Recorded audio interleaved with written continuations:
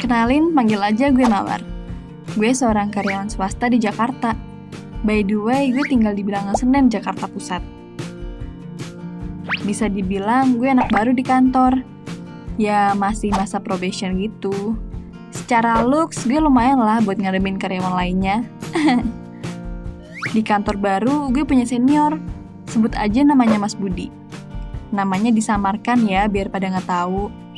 Nah, Mas Budi ini umurnya sekitar 32, sedangkan gue masih 23. Mirip-mirip kan? Biarpun umurnya udah nginjek kepala 3, si Budi ini masih single loh. Tapi kata anak-anak di kantor sih doi playboy. Deh beneran apa enggak? Selama awal gue kenal Mas Budi ini anak kok cuek-cuek aja ya. Padahal gue kalau ketemu sama siapapun teman kantor selalu nyapa dan sekedar ngelempar senyuman. Tapi responnya flat aja gitu, kayak keripik tempe. Ya cuma terkadang kita ketemu pas lagi jam makan siang di kantin kantor. Jujur, emang gue akui, Budi punya karisma layaknya fuckboy. Apa mungkin karena anak-anak kantor bilang dia itu playboy? Jadi cara mandangnya jadi beda gitu. Hal ini yang makin bikin gue penasaran sama Budi. Udah bisa dipastiin kalau cewek itu selalu penasaran sama yang namanya cowok cool dan cuek. Tapi sebelum lanjut nyeritain Budi, gue mau kasih gambaran ke kalian tentang keluarga gue dulu ya. Tenang. Keluarga gue bukan keluarga geledek. Tapi bisa dibilang keluarga gue adalah keluarga yang amat sangat kolot. Mungkin karena kita orang rantau kali ya. Jadi masih memegang prinsip yang konservatif gitu. Orang gue deket sama cowok aja auto diplototin sama bokap nyokap. Bisa-bisa gue diseramahin siang malam tuh nyampe mampus. Makanya gue ngisi kesendirian ini dengan sering nge-gym. Ya lu tau lah di usia kayak sekarang ini temen gue udah pada sibuk sama pasangannya masing-masing. Ya palingan sisa yang masih jomblo-jomblo karatan belum laku. Termasuk gue sih. Back to the topic, sebagai karyawan baru yang gak mau dianggap songong sama senior, gue berusaha stay humble ke semua orang. Termasuk Mas Budi yang gue anggap senior alias abang-abangan kantor. Dan perlahan-lahan akhirnya kita jadi deket. Ternyata di balik sikapnya yang cool abis, dia bisa seasik ini nih kalau ngobrol sama gue. Bahkan candanya yang ngocol abis bikin gue happy. Lama-lama deket sama dia, timbul juga rasa suka gue ke Mas Budi ini. Apakah jiwa jomblo gue meronta pengen diakui kalau gue bisa disukai sama cowok yang dicap playboy? Akhirnya kita makin deket. Gue sering banget diajak makan bareng, nonton bareng. Tapi ya setiap pulang ke rumah gue, dia cuma bisa antar sampai ujung gang doang. Ya gitu deh, kalau bokap nyokap tahu bisa kacau lah. Kadang-kadang kalau gue pulang telat dikit aja, udah pasti dicecer.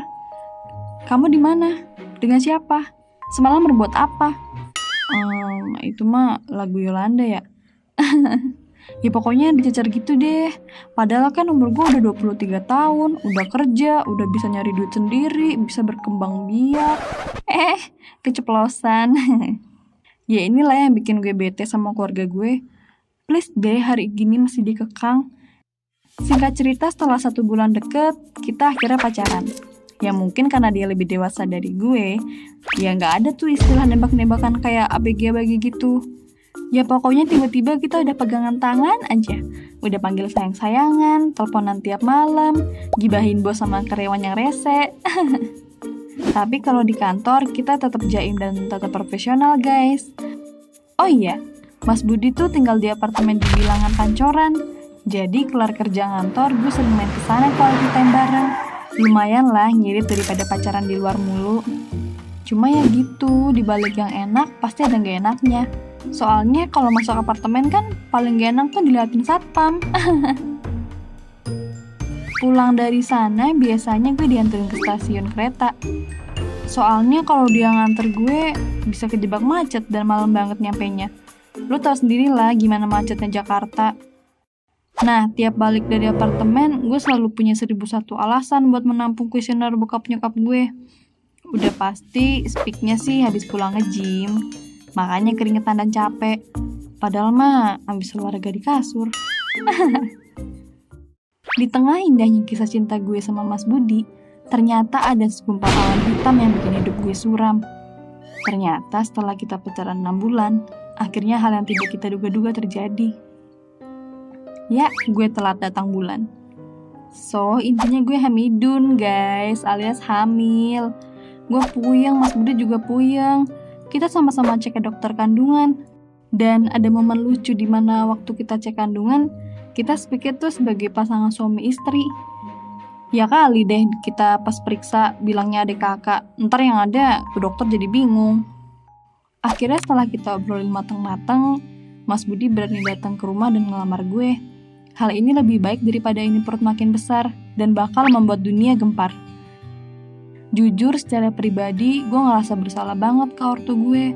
Anak yang mereka harapkan menjaga kehormatannya justru gak bisa jadi anak yang membanggakan mereka. Gue juga takut sama bokap, abis nih gue diomelin. Tapi Mas Budi dengan jantannya mengakui semuanya di hadapan orang tua gue. Ya mau gimana lagi, nasi udah jadi bubur. Nyokap gue adalah orang yang paling terpukul. Mungkin secara batin kita saling terhubung sebagai sesama wanita. Sedangkan bokap gue mukanya udah kenceng banget kayak kesetanan. Akhirnya 3 bulan kemudian kita ngadain pernikahan. Gue tahu semua orang pasti ngomongin gue di belakang. Ya dari saudara, ya temen. Tapi mau gimana lagi? Emang ini kesalahan gue. Dan gue harus sanggup nanggung semuanya. Dan semua ini udah berlalu selama 5 tahun. Sekarang anak gue udah TK besar. Dan Mas Budi so far happy-happy aja sih. Semoga mantan playboy ini gak balik lagi jadi playboy. Dan Mas Budi yang jadi cowok pertama gue, mudah-mudahan jadi cowok terakhir dan selamanya di hidup gue. Buat orang tua yang nonton ini, gue punya pesan. Jangan terlalu ngekang anak kalian, karena mereka juga punya kehidupan sosial. Justru semakin kalian kekang, mereka bisa ngelawan.